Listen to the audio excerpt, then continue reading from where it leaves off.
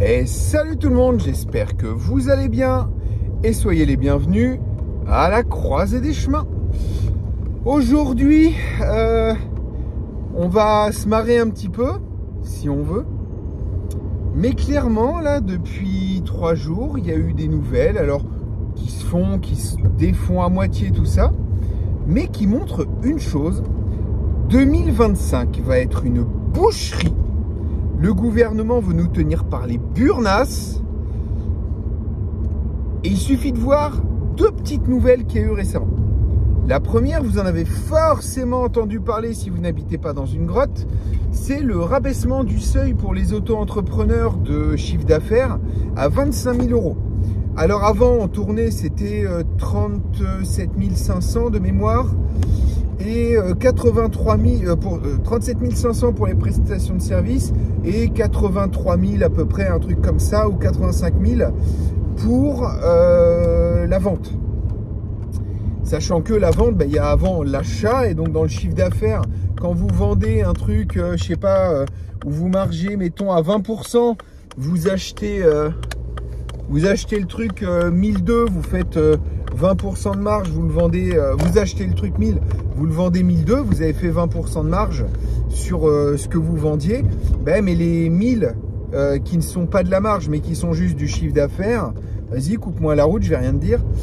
Les 1000 qui, en fait, font partie du chiffre d'affaires.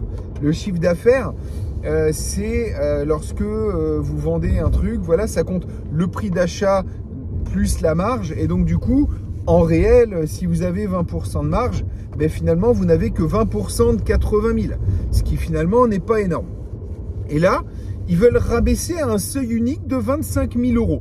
Voilà. Pour, soi-disant, parce qu'il y avait d'autres trucs où il pouvait 50 000, enfin, il y en avait plusieurs, mais quelqu'un qui démarrait son activité savait c'était combien sa limite. Dire c'est pas les jours de solstice d'été, quand il y a un nain enroulé dans du jambon, c'est 32 500, et par contre quand on est au solstice d'hiver avec un clown unijambiste dans votre jardin, c'est 85 000. Non, ça marchait pas comme ça.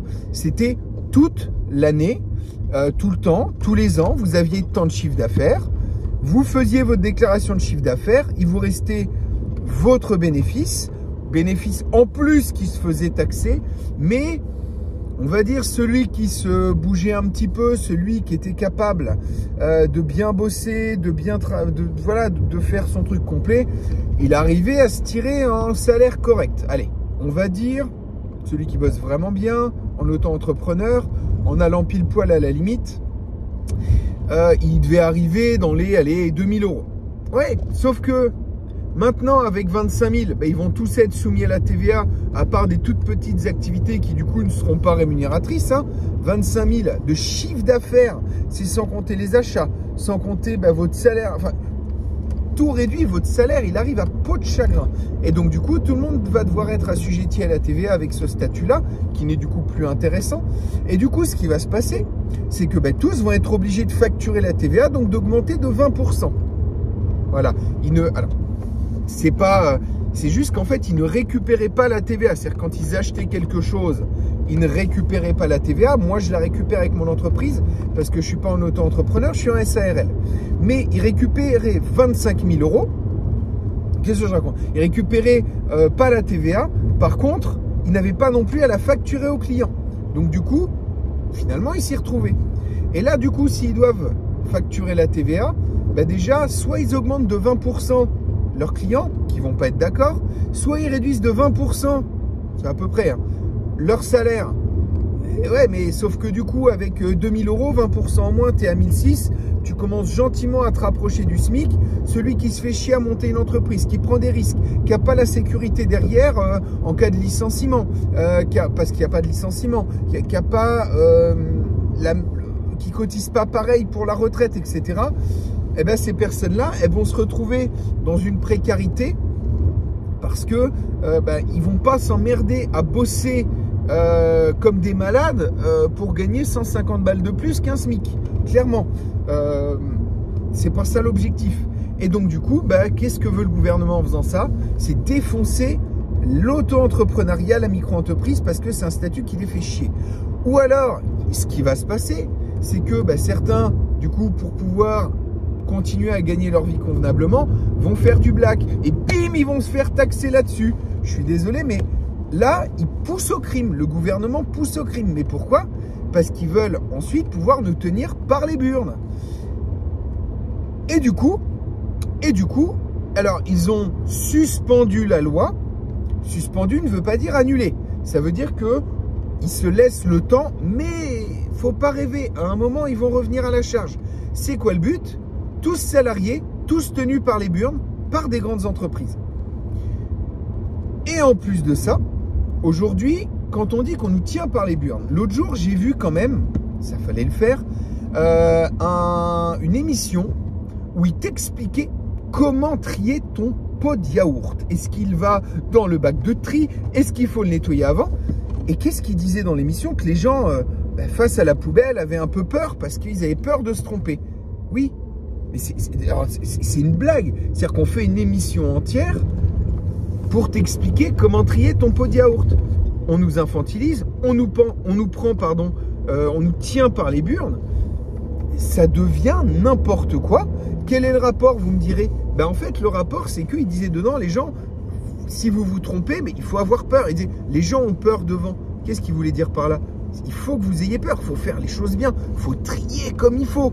Quand je vois le bordel que c'est le tri, qu'aujourd'hui il passe une fois par mois, quand il y a des familles par exemple qui ont un gamin qui a des soucis, je parle de ça parce que je connais une famille comme ça, ils sont à 10 à 12 couches par jour pour leur gamin parce qu'elle a une maladie, un problème intestinal, elle est obligée de changer très régulièrement, la poubelle elle tient pas un mois et je vous dis pas les odeurs, mais ils nous tiennent comme ça par les noyaux par rapport au tri sélectif.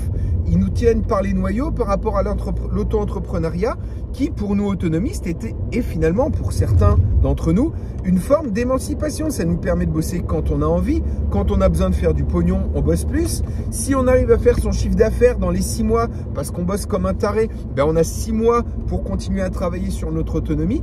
Mais ça les fait chier. Vaut mieux un salarié, parce que quand vous rentrez après votre journée de travail, vous avez envie de tout, sauf de vous remettre à un deuxième travail. Il y en a beaucoup comme ça. Björn en avait parlé dans une de ses vidéos. Quand on a un travail salarié, et moi, quand j'avais un travail salarié avant, des fois le soir, rentrer du boulot pour se déchausser et se rechausser d'autres choses, changer ses vêtements pour pouvoir bosser 1 heure, 1 heure et demie, 2 heures, sachant que quand on travaille, des fois c'est un temps de mise en place, c'est pas possible.